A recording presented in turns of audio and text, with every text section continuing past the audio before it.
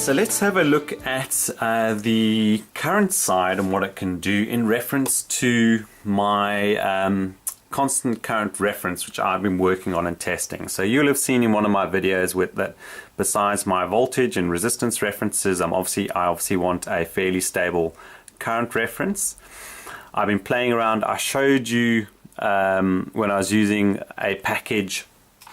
I'll just take you in when I was using this small package back here. I'm now using a dip. It's the same package. I've just been testing that out with 2 precision resistors. I've now got it, I think when I did the video I was up at about 1.8 milliamp. I've put in the other resistor so that I've got it around 1.2 milliamp, which is exactly what I wanted. So on my metrics, now my metrics multimeter, which out of all the multimeters I have, even though I've got a Bryman, which is a 500,000 count on certain of the measurements it can take, this is a 100,000 count, but it can go down to 4 decimal places on the milliamp scale, which I really like about this device. Now the metrics has a really handy button called spec or specification. So on that reading I can push the spec button and it'll actually tell me the accuracy range for the reading I've got. So as you can see here, it gives you a specification min and max 0.08%. Now remember the Hewlett-Packard goes down to 0.2%. but plus I think it's 100 digits. But the ultimate thing is that 02 is obviously several times more accurate than this beast, and obviously it displays down a lot further. But it just shows you, if you look here, you've got changes on your last 2 significant, least significant digits. So it means you can only on this with certainty, absolute certainty, say that your reading down to 2 decimal places is going to be accurate.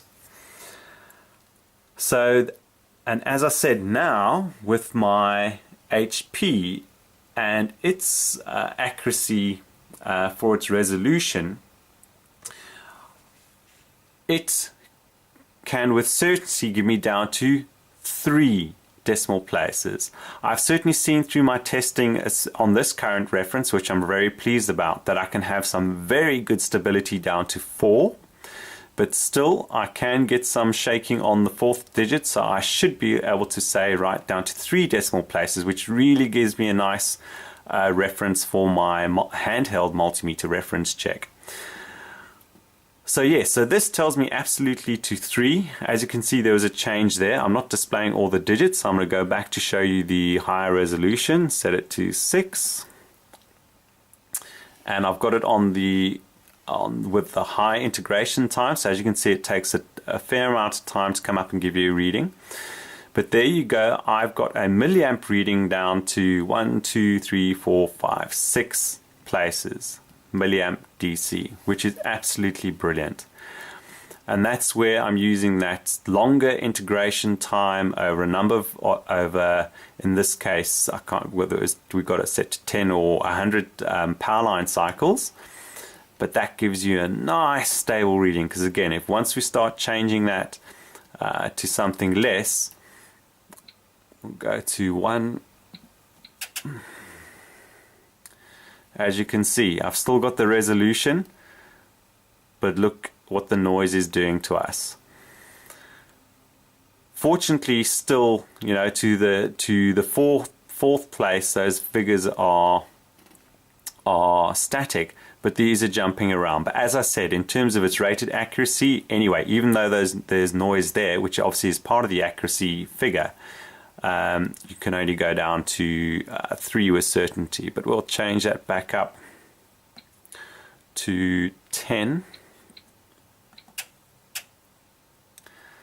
and there we go. We start getting, as you can see, the sample rate is a nice reasonable rate. You get a display fairly quickly at 10 with some reasonably very good stability across your reading. Okay, so let's show you a few of the other features and what this can do. As I said, there's just far too much to show. This video would go on for hours and hours and hours if I tried, and besides the fact that I still don't know obviously everything that this can do. But one of the other handy features, it does have some mathematical functionality. You can obviously null a reading. If you're taking a resistance reading with only 2 wires, you can null it. You've got a dB. But what I want to show you is it's got a statistical feature where you can get your a mean, an average reading, and a standard deviation. So that can be quite handy, relatively handy, if I'm measuring my current reference over a couple of days. So let's say I'm trying to age my current reference and see how stable it is over a couple of days and whether I'm getting readings all over the place. The one thing I can do with this is obviously log the numbers. Now this has got a limited, it's got only 2K of memory, which you can, again, by playing with the registers, the values in the registers, and the size of the data you're going to store, you can change the memory requirement from like 1K to 1.5K, and you can store, depending on what size, like maybe 256 readings, 500 readings, maybe more than if you change the byte size of the reading. And that's why I said you certainly have to understand what you're doing with this to take full advantage. But that's not a lot of storage space, but you can set triggers and delays and timing for when it actually takes measurements and what have you. That's another side to this. You can program it to automate when you're going to take readings and what have you. So I could set a period of only taking a measurement every 60 seconds or 2 minutes, which would certainly give me many hours of recording. Or what's handy, and I push the shift button here, I push stat. And then what happens on the display here, it's got the enunciators come up above this math to tell us we're running a maths function in the background. Now the beauty about this machine as well, it'll do multiple things at the same time, potentially within limits. So I can be running a maths function, be playing around with the resolution. I can then ask it to log things to its register, and it'll do all of that at the same time simultaneously. So it was a little multitasking beast in its day. So while it's taking this, now what we can do is I can push the shift button and I can say, tell me the number of samples you've taken. And in that time period since I've been talking, you can see it's taken 89 samples, and that'll continue to sample up. If I go again, shift, say number of samples, you can see we're up to 108.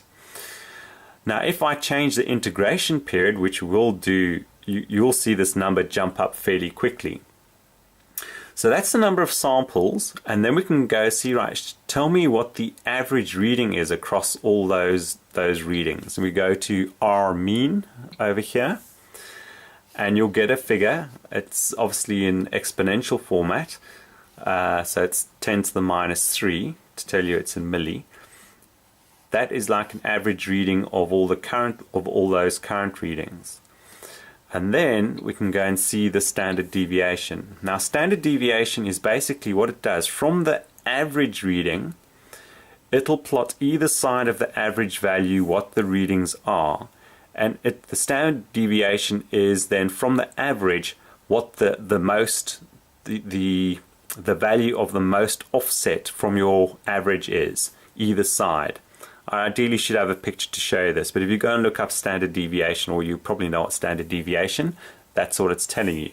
And that's quite handy because that can tell me over if I'm aging this current reference or doing some measuring its stability over time, I can go see how, with reasonable accuracy, this, I say, because you're averaging here and what have you, perhaps might not give me all the information I want, but it can tell me if my current reference is all over the place or not. Okay, so what you can do then, you can obviously then go and tell it to stop taking measurements. But before we do that, let's for fun just see if I go do number of samples, we're up to 370. I'm now going to say clear just to clear the display to get back to my instantaneous reading. What I'm going to do, I'm going to stop the maths function. So it stopped. The maths function is stopped. I'm going to change my integration period to the fastest. As you can see, it zapped us right down to 3.5 digits, but it's taking it's very fast at this point in time in theory. So let's check it. We'll switch on the statistics. Let's go take number of samples, 89 already, 219, 300. So as you can see, it's clocking up very quickly. Now you'll note, as I said, this can take 1,300 and something measurements per second, and it's certainly not happening here. But there's a few things to take into account. To make this really fast is obviously changing your integration period. The one thing is you can also switch the display off. Having it displaying the value here slows down the meter. So obviously this is where if you're taking readings with a computer through the interface bus, you can switch off the display so that you get faster readings. Also having the auto zero off. So I'm going to come back to the display. It's clear. I go to auto zero, and you see if I push the buttons, so it actually tells you off. Okay, does it allow me on? It does. You can, if you know what you're doing here, you just push one and go enter, but at least there's a little bit of intuitive helpfulness here. Yeah, I can just switch through the options. I go, it's on is 1, so I'm going to switch it off. You can see the annunciator comes on the screen here. I'm actually going to stop the maths function. I'm going to switch it back on again. Go look at the number of readings. We're at 65, 129. So you can see the rate it's going up at. I don't know whether that has made a huge difference, but certainly it's those little tips and tricks, and which they tell you in the manual. And even Agilent with their modern bench precision multimeters, on YouTube they've got some very helpful videos on how to speed up and make setting changes on your Agilent multimeters. But here certainly, as you can see, it's taking a number of samples and it goes for thousands. This just carries on. So all it's doing, it's not storing each of the readings. From all those samples, it's taking an average and keeping track of the standard deviation. So this can run forever, and it's just going to clock up loads and loads of samples, and then your standard deviation figure obviously gets as I believe would get better over time because you're the average that you're taking.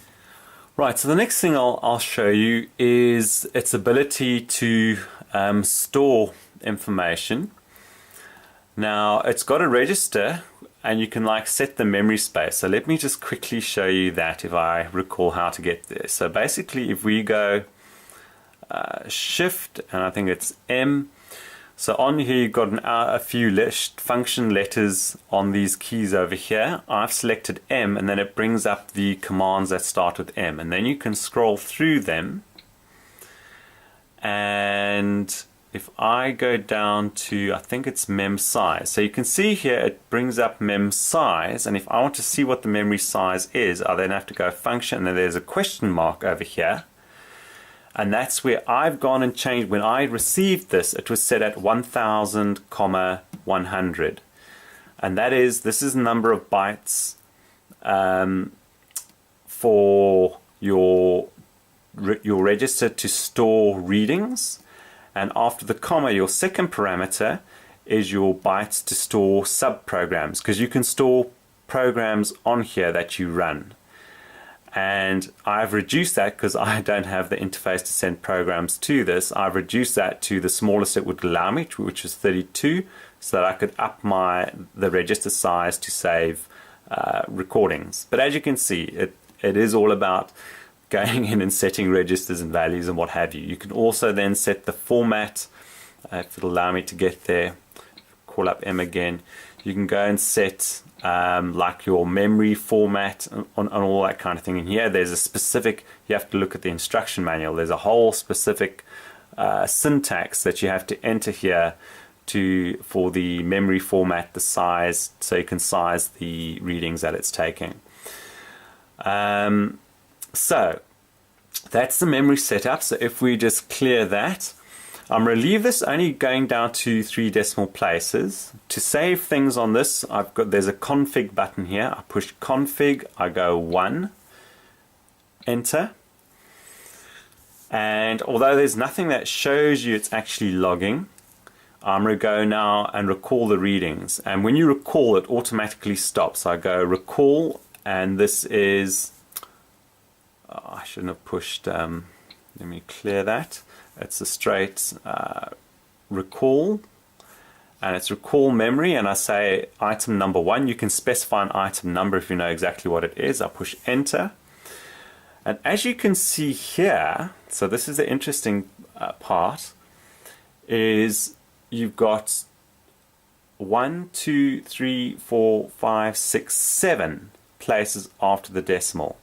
So this is one place where it's actually showing the full 7.5 digit resolution when you're actually saving the figure. Now, of course, just bear in mind that the accuracy down to that level just isn't there, but at least you get the resolution, and resolution can be very, very useful at times, but certainly you're not going to base any accuracy to that. But here is one place where you do get those extra places, which is really handy.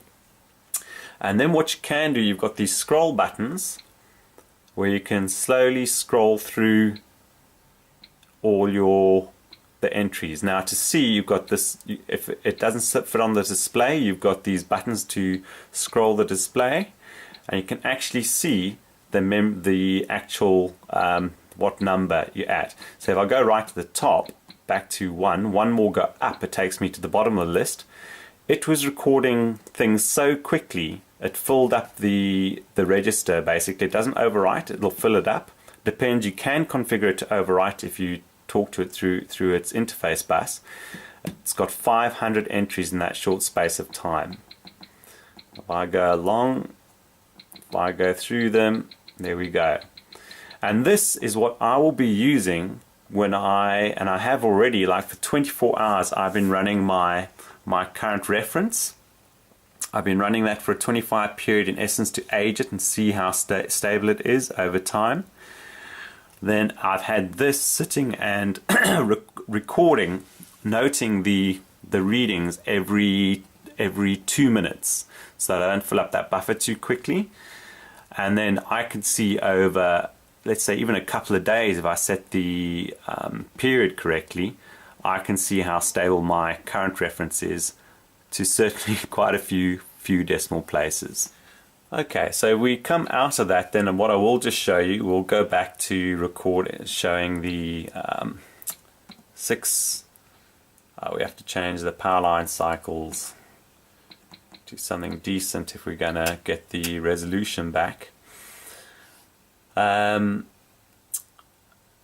was filling up the buffer quickly, so what you can do then is I can say I want a delay between the actual readings.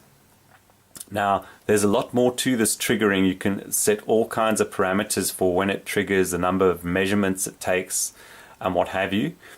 I'm just going to set, it's got a default delay period. I'm going to say take a reading every second, because obviously it's taking them far faster. It takes them as fast as it can where it doesn't compromise accuracy, is its default. So I put a delay of 1 second. I enter on that. You can see now the sample is only happening every second. So it's only displaying, noting a reading every second. If I go config 1 to start saving into the memory, we'll wait a couple of seconds or a few seconds. I then go recall 1, enter, and if I go along here so we can see the memory count and go up, it only managed to take 6 in that time. Okay, so that was the kind of data logging capability. I'll go just briefly describe a few of the other features, and then I'll get into some hints and tips in terms of what you can ask someone on eBay if you are considering looking at one of these devices. So I told you about the auto zero, the offset compensation. What you can do, you can store a value in a register as an offset from a reading, so that it basically displays a reading less your offset. Auto cal, it's got a self calibration, believe it or not. But only for when I say only for AC voltage and for resistance. So if you have, let's say this is recently moved, or you've had a big change in your environmental temperature or what have you, you can press this auto cal. It'll go through a calibration process which takes, I forget, was it like 30 seconds to a minute, so it can recalibrate itself for taking resistance and AC measurements, not DC. The bigger brother of this, the 3457A. Now the 3458A is an 8.5 digits multimeter. Now that 8.5 digit multimeter, although as I said this is an extended range 7.5, that the 3458 is a true 8.5 digit multimeter with the accuracy to go with it. So whereas this is quoted as being, I think, that 0.0017% on a certain range on DC voltage, the 8.5 digit goes down to 0.000 something. It seriously is a big step up from this, even though it is the next model number up. It is a big step up from this beast, and those cost upwards of $8,000, I think, and that's still an older piece of kit, but they are precision, and that does an auto self-calibration test each time you fire it up, as far as I recall, on most of the references, the AC, the resistance, and it's got an internal voltage reference, a very stable reference source, which it checks itself against. This doesn't have that. That reference source, which is actually built in, is something I've actually ordered off eBay, which I'm hoping to use. It's a very stable reference source. I think it's like 0.01 parts per million per degree centigrade. And that is one of the reference sources I plan to use on the ultimate multimeter reference device. Okay, so that's displaying that's the auto calibration. I say a lot of the other bits, and it's got a huge amount that I'm still learning about. As I said, the 4-wire resistance measurements and resistance measurements themselves, 2-wire resistance measurements we'll go into as well. You can, I think you can use the offset or obviously the null as well to help you with the resistance measurements. Now, in terms of if you are looking to buy one of these, and as I said, some folks on the internet obviously deal in older scientific measurement equipment, and they'll be able to state, yes, it fully works okay, and we guarantee that, and you can get a calibration certificate. But if someone says, oh, well, it just powers on okay and everything's fine, there's a few things you can get them to do, ask them to do, and tell you the result. And if they're not willing to do that, well, then I'd be skeptical about buying from them. The one thing is it's got a self-test, which I think it does by default. It does a certain test on power up. Now what I need to do, I'm going to just remove the leads, because to do this test you mustn't have anything connected to the output at all. So you've got the shift button and it's got a test over here. And you can see it's going through testing. And I might have to time lapse it so you can hear the relays. Oh, there we go. It wasn't too long. Self-test okay. So there is I say basic, but it checks the fundamental operating and functionality of itself. And if it has any issue, it'll display an error code here. So if they cannot do this for you and at least show you that it says self-test OK, well then I'd be concerned. And if it does come up and say self-test OK, well then you've got a fair amount of confidence that this thing is still in fairly good shape and operating OK. Right, so next I'll just clear that. Let's check. Let me just change the delay period before I forget to its normal faster rate. Is a calibration number. Cal. There we go.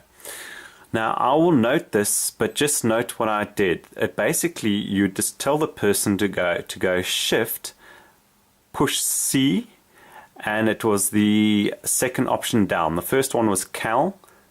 Next down is Cal Num question mark, and I push enter on that. And as you can see, mine has been calibrated 34 times before. So that in theory should give you a reasonable amount of confidence, depending on that number, in the kind of environment that this is perhaps used in, and whether the folks over its 20-year plus age, whether it was calibrated regularly. I say the one benefit to these older devices is because they are that old and they've been used, potentially powered on for days, months on end, they've aged very well. And if they've survived 10, 15, 20 years in a lab or the field and it's still operating, then potentially this has still got a lot of life in it, still left in it. And if it's been calibrated a number of times over that period, that would give you a good warm fuzzy feeling. And also, as I said, the one nice thing is because it's aged over time, its stability which should still be there, and that attests to the calibration certificate I've got where it was still in tolerance. You never know, I suppose it might have been calibrated just before whoever the gent received this. It might have been calibrated recently by wherever it was actually in operation. But I think more the case is that these things over time, they perhaps become more stable, and they should hold hopefully their tolerance. But there you go. So that is another check for you to see, to give you some indication of its health. Just as a last, but I suppose one other thing you could ask the person on eBay to do is the AutoCal. Let me just check. You've got, when you push it, you've got the AC side, or it says all one, or just the ohms. There's three options there. So there's a 1 for everything. Number 3 would be ohms, but what you do is you'd ask them to go to all. That's option 1. Enter on that. And obviously with no leads or anything plugged into it, this I think takes about 30 seconds. So I might just time lapse this.